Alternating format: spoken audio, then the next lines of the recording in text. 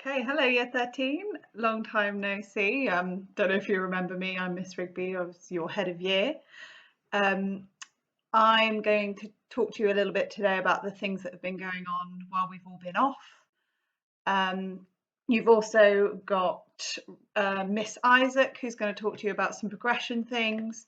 We took part in a Russell Group conference yesterday that was really useful in giving us some key information about what universities are thinking at the moment and what they're planning for in the future. So definitely stick through me in order to listen to Miss Isaac, because she'll have lots of important things to tell you about making choices in university applications that are happening at the moment.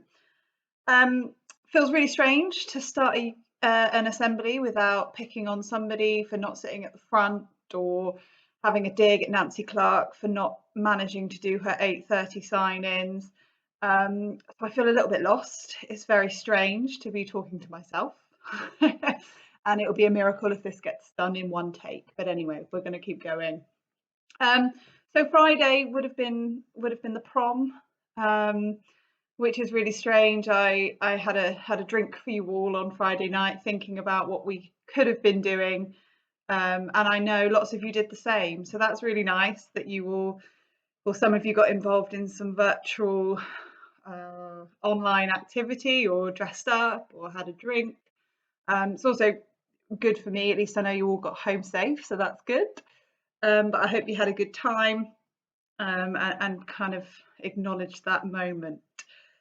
With that in mind, I guess the other thing I'm after at the moment is I'm looking for some volunteers to help me do a virtual Leavers Assembly, which is the other kind of really important thing we would have done had none of this ever happened. So the Leavers Assembly would normally take place in the church. There would be lots of readings, lots of musical performances from students. We do subject awards, a lovely speech from Mr. Wheeler, of course.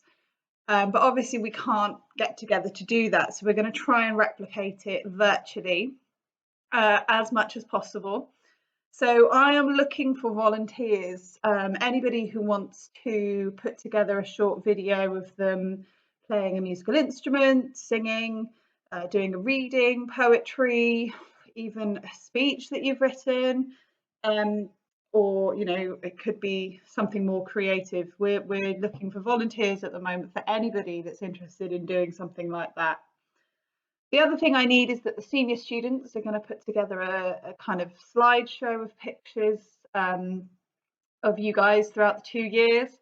PG only, please, and school-based pictures. But if you have any of those that are important memories, or field trips or anything like that, could you send them to the senior students over Instagram or whatever, and they're going to put those together for me as well. So that should form part of that Leavers Assembly, which is really exciting.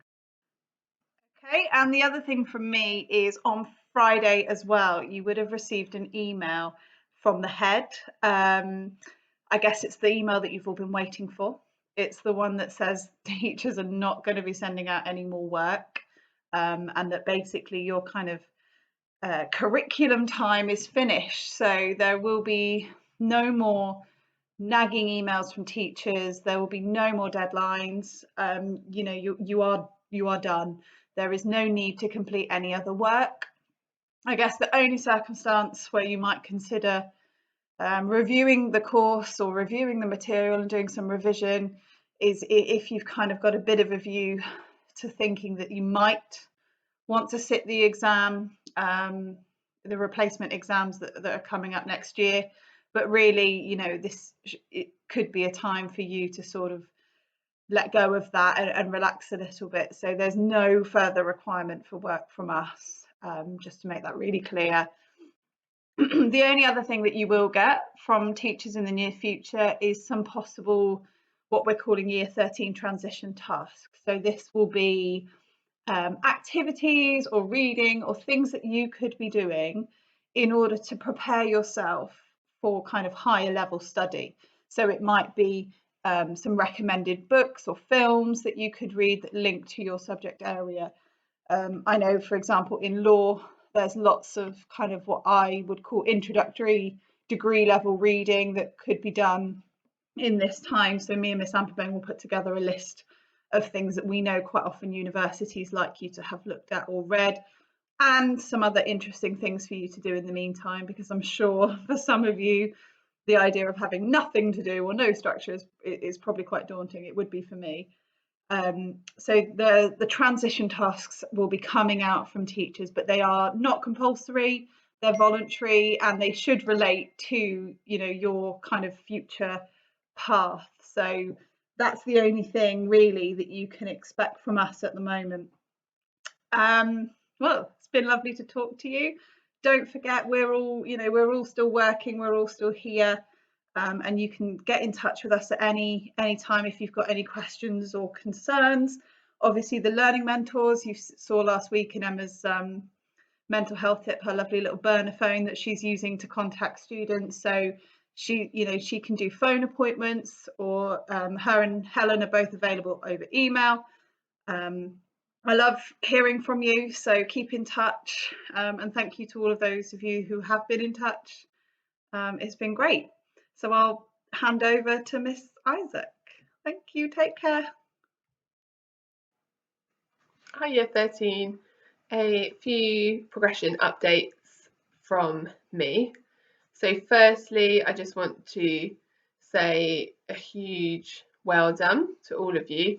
Having a look at all of the offers from universities and apprenticeships that you're all holding and are in the pipeline are really exciting. And normally at this time of year we'd be celebrating this with you in some of the final assemblies and telling you how proud we are of the exciting plans ahead. So that's not any different, although like Miss Rigby said, it is strange talking to a computer screen and not to all of you in the common room, but I guess this will have to do for now. So I'm going to talk to you about some of the progression updates. I've got quite a long list here, so I will keep referring back to this, but do drop me an email if you've got any specific questions that I've not covered. So starting off then with results day. Now we're still unknown about what will happen and how results day will look, and Mr. Wheeler's spending some time thinking about that. But what we can reassure you with is that we will be available, whether that will be face to face or over the computer or over the phone is yet to be confirmed, but we will be available to support you with the process on results day. So things that you might be concerned about, such as maybe you get your grades and you do better than expected and you now want to upgrade your university offer. This is called adjustment. Lots of universities offer this, and on results day this will just be a case of having a look on the UCAS website to see what's available and ringing the university to see if you can upgrade. I explained a bit about that in the email that went out last week. Alongside adjustment, kind of at the other end, is clearing. So if you, on results day, your grades aren't suitable for your firm or your insurance choice, and therefore you're not holding any offers, you will be able to hopefully secure a place through clearing. Now this year, the UCAS process have updated this, and there's a process called Clearing Plus. This was discussed yesterday on our virtual Russell Group conference. So Clearing Plus will be an online system where you log in, a bit like your UCAS track, and it will come up with suggested courses. So where universities have got available courses, rather than you just searching for all of these, which can be quite a lengthy process, these courses will appear on your portal, which means that they will match the grades that you've achieved. So it will hopefully streamline the clearing process and mean that you're being offered courses which are of your interest and suitable for your grades. So like I said, we'll be available in some format on results day to support you with this.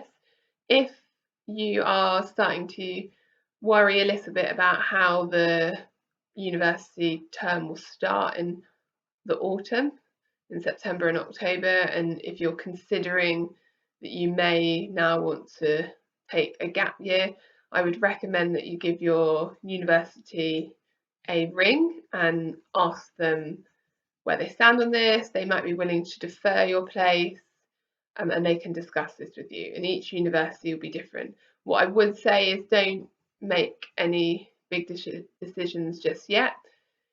As long as you've confirmed your firm and insurance, you can just wait till results day and make some decisions then, because it's still quite a few months off and we don't know how things are going to change in the next couple of months. If you've not yet replied to your firm and insurance, do make sure you go on to UCAS Track and do this. Each of you will have a date that you need to reply by, so you need to make sure that you do this by the date, otherwise you will lose the offers that have been made if you don't do that in time. So if you can prioritise that, choosing your firm and insurance if you've not done so already. Student finance, hopefully most of you have now applied. I know there have been a few problems with the website, but I think that's now up and running. So do make sure by the end of May that you've applied for student finance. If you're struggling, then drop me an email and I can support you with that. If you applied to student finance before lockdown and before work was affected, then do go in and amend that if you need to. So for example, if your parents or your household income has maybe gone down, if one of your parents has been furloughed, for example. So do go back into your student finance account and update things if you need to. And then finally, as Miss Rigby said, we will be giving you some resources to help that transition to university. So your subject teachers over the next couple of weeks will be getting in touch with some reading lists and other things that you can be doing in their subject area. So if you are progressing to that subject at university, or maybe you've just got a particular interest in that subject, then do have a look at what they send and continue with your studies. So when you start university or start your apprenticeship this year or next year, your studies have been kept up to date, and that sort of jump from A level to university won't feel quite so daunting. So hopefully I've covered what you want to know. If you still have any questions about your progression plan and about the process that I've not answered, then do let me know via email and I will support you with that. And we'll see you all soon. Morning, welcome to Assembly week 3 of this term. It feels like forever, and it's coming to you from my glorious workstation.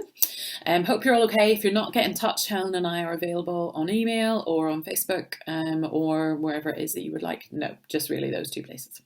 We have tiny cool burner phones, so you can also get this number and give us a call or text should you need to. Anyway, my good mental health tip this week is about being ourselves.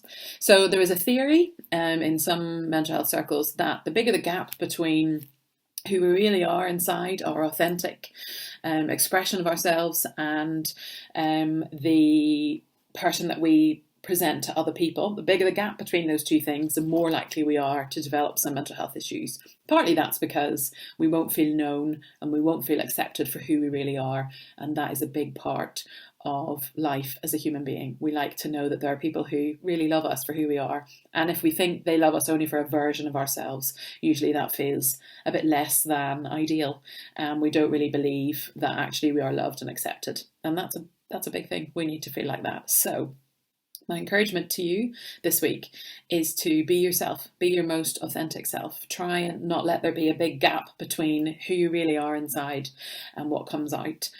on the one hand, also it's exhausting to try and live up to some image of yourself that you've projected. That's just tiring, and we just don't need to be any extra tired these days dealing with all the emotional upheaval of what is already going on. Of course, sometimes we don't always know exactly what our authentic response to things is, and that's okay. Who we are evolves over time, and that's okay. But if we can be as true as possible to ourselves and our authentic selves, that will protect our mental health as much as we can. So I hope you guys are okay. Obviously, we are still massively missing you in person and looking forward to a time we can all get back together again and actually chat. But as I said, do get in touch if you're not okay, by email or by phone or however you would like to. And we will do what we can to make sure you're okay. Hope that's all right. Bye.